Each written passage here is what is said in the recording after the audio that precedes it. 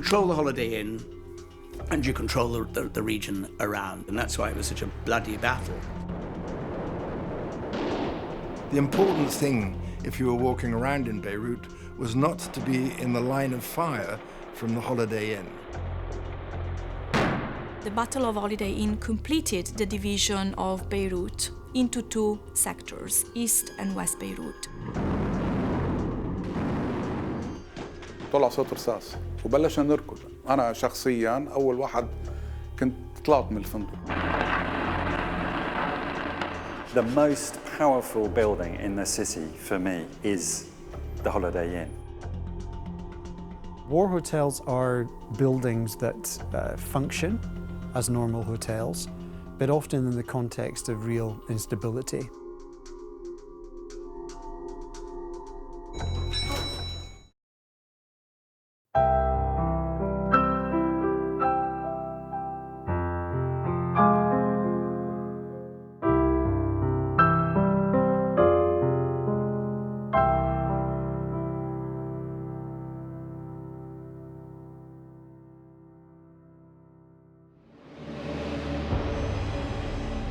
Bejrut, once a jewel in the Mediterranean, but then torn apart by war. This is the seafront of the Lebanese capital today, around 3 decades after the end of the civil war. The devastating conflict lasted for 15 years. This street was the green line dividing Bejrut into east and west. Dominating the front line was this concrete skeleton, what was once the Holiday Inn.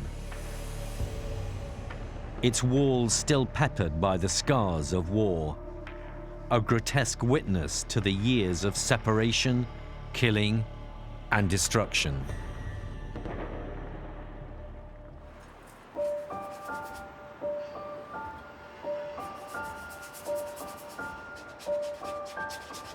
My name is Tom Young. I'm a painter and architectural activist from England, and I've lived in Bejrut for about 8 years. I'm particularly inspired by the memories and the feelings, the emotions that are embedded in the walls of the buildings in Bejrut. The most powerful building in the city for me is the Holiday Inn. It's so famous and so iconic. It's like a giant tomb which remains in the center of the city like an unresolved scar. The Holiday Inn is still a stark reminder of war wounds that have yet to heal, even today.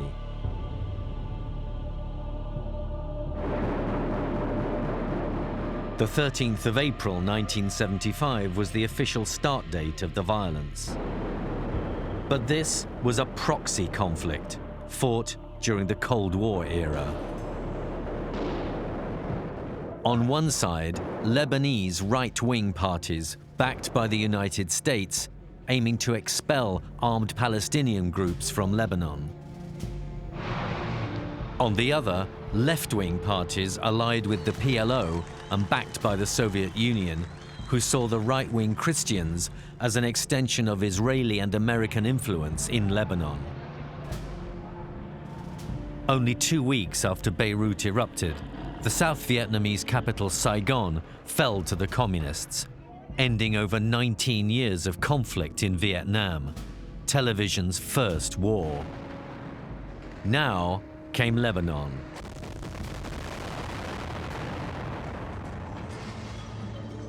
Armies of reporters and war photographers moved from Southeast Asia to the Middle East and began to occupy Bejrut.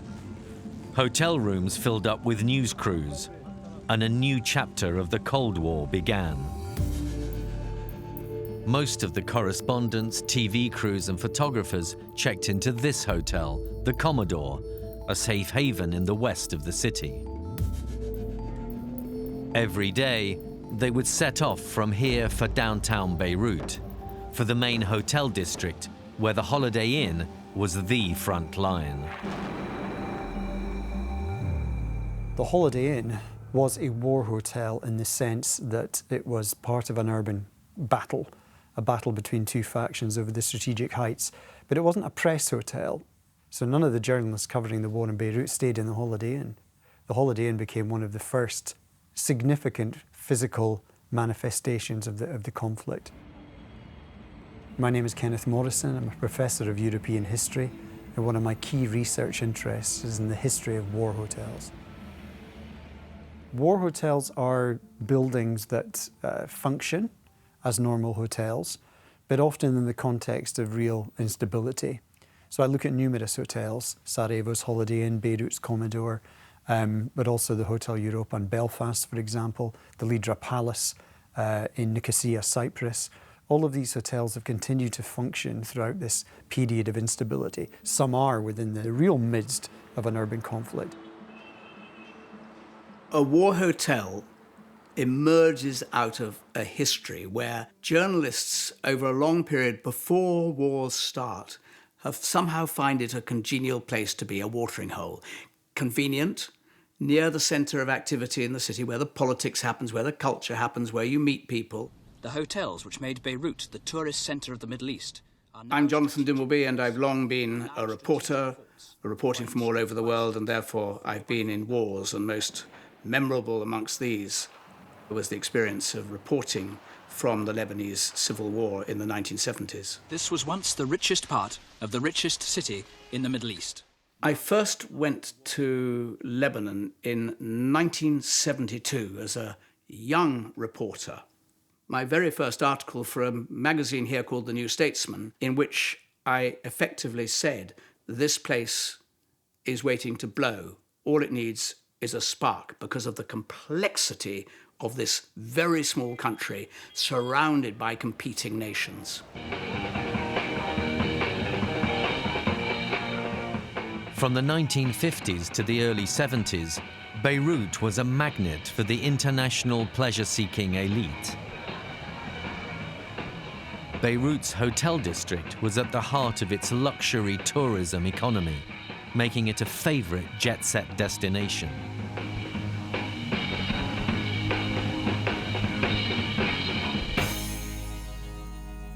When we speak about Beirut's golden age as the Switzerland of the Middle East, we are actually talking about an area, the hotel district, that is the very specific product of a precise geopolitical project. My name is Sarah Frigonese. I'm a political geographer who is based at the University of Birmingham. I am interested in hotels and urban conflict. Holiday Inn came quite late in the day. In 1974 it was opened. It came quite late in the day into this hotel district, which was considered a playground for celebrities and politicians and diplomats and spies. The hotel district started life in the 1920s when the St. George opened. For 4 decades, it was one of the most prestigious hotels on the Mediterranean. During the Cold War in the 1950s and 60s, the bar of the St. George was described as a revolving door of information. The British double agent Kin Philby was a regular. He operated undercover as a foreign journalist, and on the 30th of January 1963 was spotted for the last time at the bar in the St. George, before disappearing in Bejrut and reappearing a few months later in Moscow.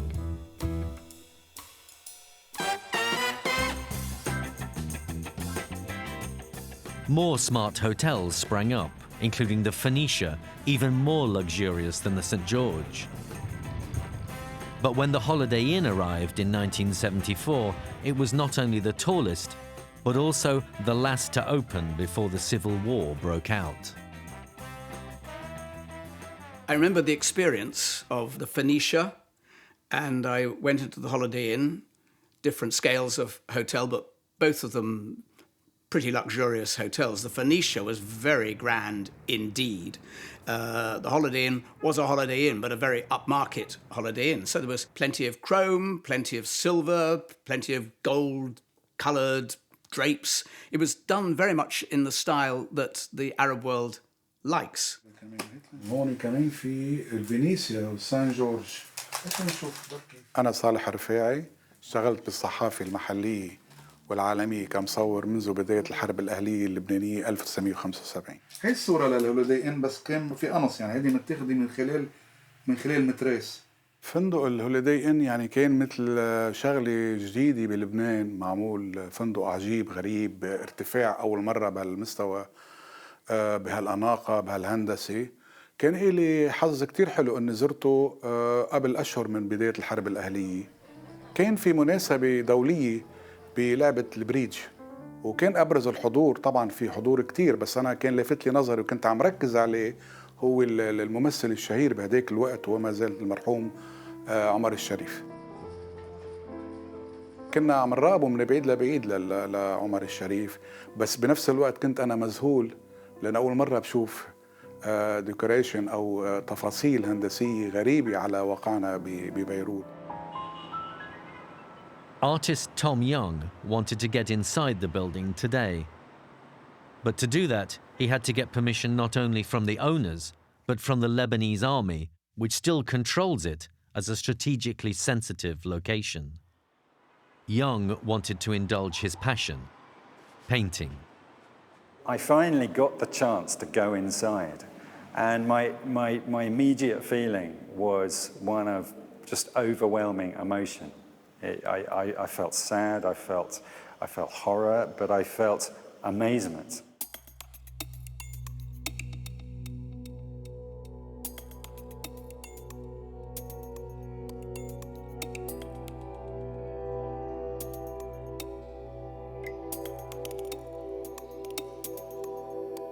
When I started my project for the Holiday Inn, and so I started painting it from the outside, from many viewpoints.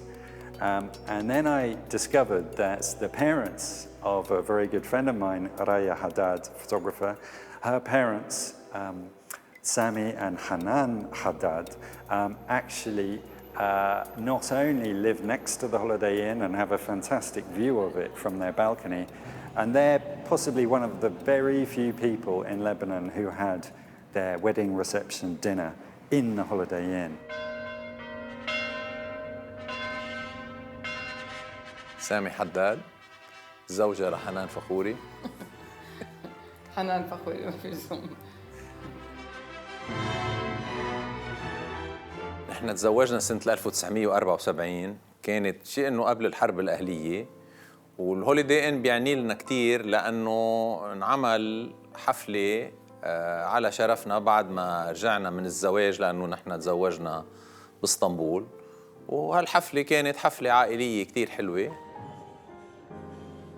هون العشاء كان، وكانت الأوضة كتير حلوة، كلها مثل ما قال جوزي صحون معلقة حلوة كتير، وكان very simple، ما كان معجق، يعني هذا الحلو فيه. كانوا النسوان منفشين شعرهم مثل ما شايف، وكانوا الرجال كرافتاتهم عريضة. كمان. هيدا المنيو تبع الهوليداي إن، تبع العشاء. نحن منحس إنه كأنه دشنا الأوتيل تقريباً، لأنه كان بعد الشي فتح، وكان هيدا ب5 تشرين الثاني. يعني نحن كنا محظوظين لأنه كنا من أوائل الناس اللي يعني كان عندهم مناسبة مهمة بالهوليداي إن، وبعدها بمدة قصيرة خربت الدنيا وبلشت الحرب. من أهم ساحاتها هو أوتيل هوليداي إن.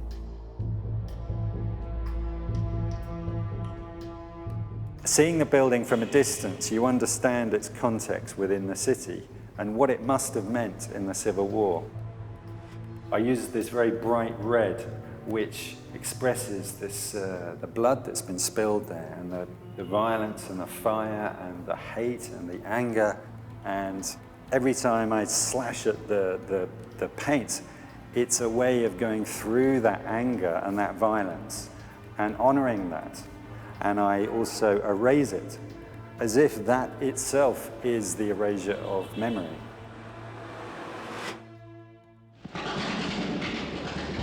When the Civil War started in April 1975, the PLO and the Lebanese National Movement fought the Maronite Christian Phalange Party. The violence was triggered by the so-called bus incident on the 13th of April, when fighters from the Falange Party opened fire on a bus, carrying Palestinians as it drove through their stronghold of Ain al-Rumani. 26 Palestinians were killed and dozens wounded, unleashing what became a living hell on the streets of Bejrut, which spread rapidly throughout Lebanon. There was street fighting and shelling. There were snipers and kidnappings, and sectarian massacres across the religious divide. The Christian Falangist militias were based in East Bejrut, but gradually took control of the main downtown streets in the west of the city, the strategic port, and the hotel district, including the St. George, the Phoenicia, the Hilton, and the Holiday Inn. On the 24th of October 1975, left-wing Muslim militias and Palestinian armed groups, under the umbrella of the national movement, launched a massive offensive to try and regain control of the hotel district, which straddled east and west. But the Battle of the Hotels, 1975-1976, was simply a battle for control of the strategic heights. He who controlled the strategic heights could essentially dictate terms. So controlling these buildings in the hotel district, the high-rise buildings, became extremely important for the militias. هذه المعركة كانت بدايتها لما استولوا القوات المشتركة على فندق السان جورج. هذا المحور الأولاني. وبدأت المناوشات بين السان جورج والفينيسيا.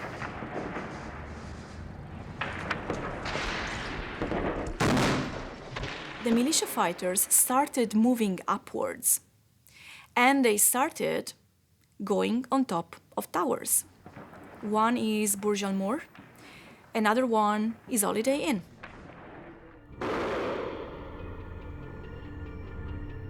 A few days into the Battle of the Hotels, the guests had completely abandoned the entire district and evacuated to the neighboring Mediterranean island of Cyprus.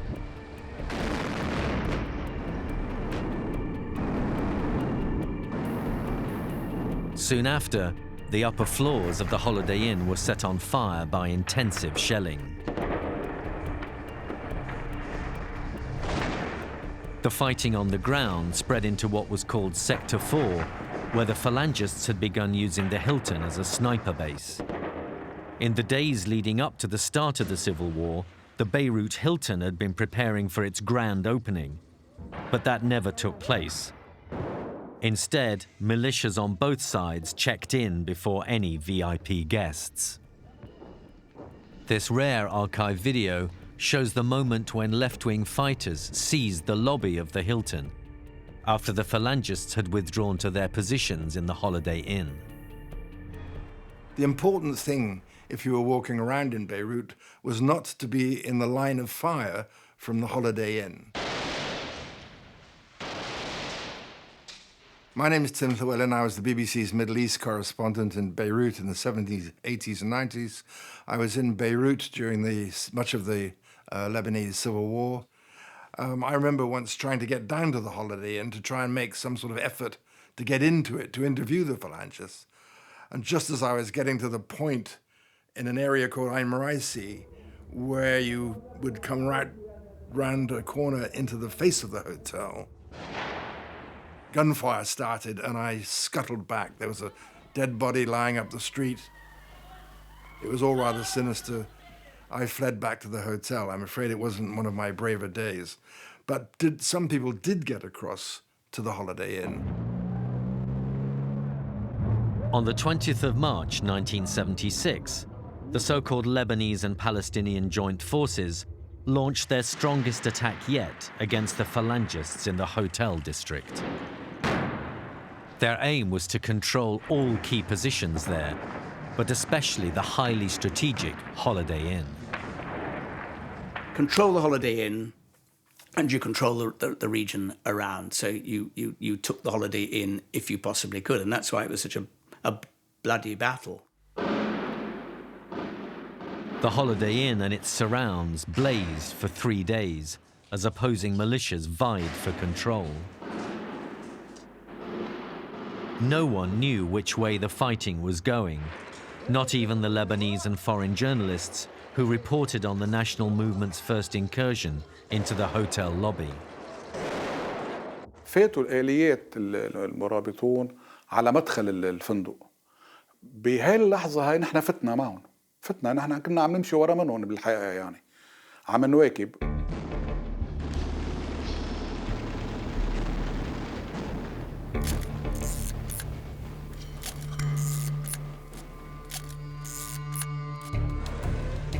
A small group of Christian phalangists who'd managed to hide inside the hotel killed a senior national movement commander before making their way up to the top on the 24th floor. بعد الفوضى هاي طلع صوت رصاص وبلشنا نركض.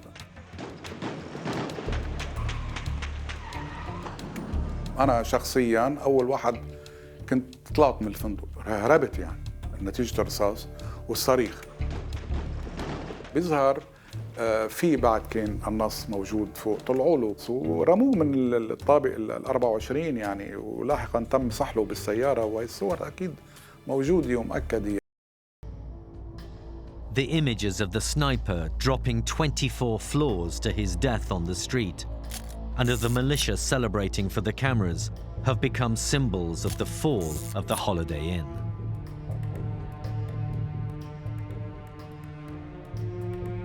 Through that battle that happened room by room, floor by floor, stair by stair, the Battle of Holiday Inn completed the division of Bejrut through the Green Line into 2 sectors, East and West Bejrut. And this partition remained over the course of the 2 following decades. And it passed by the Holiday Inn. No one will ever know how many heroes died here in the Holiday Inn. The battle lasted 3 days and 3 nights, and there were no prisoners at the end. Jonathan Dimbleby reported on several overseas wars for British commercial broadcaster ITV and was one of the first foreign journalists to enter the Holiday Inn and document the aftermath of the fighting there. Smouldering ruins of what had been this very popular resort hotel. And you looked at it and thought, this is what we do to one another. There's a hotel, and now it's a shell, total shell. Light bulbs hanging down off the wall, raw wires, chairs smashed up, a piano that was in there, which somehow had more or less survived. The chandeliers all like this, broken, as a sort of looking bizarrely like gargoyles staring down at what humanity had done to itself below. The vision, it will not be a surprising vision, but it was surprising that that could happen in Bejrut.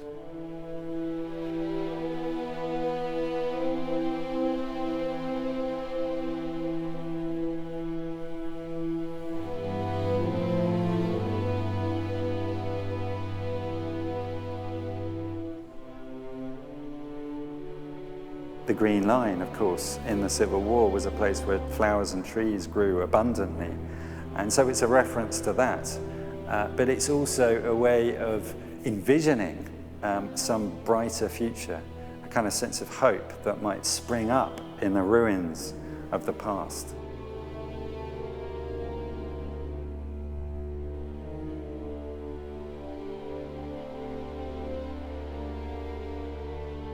Today, around 3 decades on from the end of the Civil War, the complexity of Lebanon's sectarianism and the geopolitics of the region mean that the country and its people are still struggling to recover from its effects. The majority of the hotel district has been rebuilt.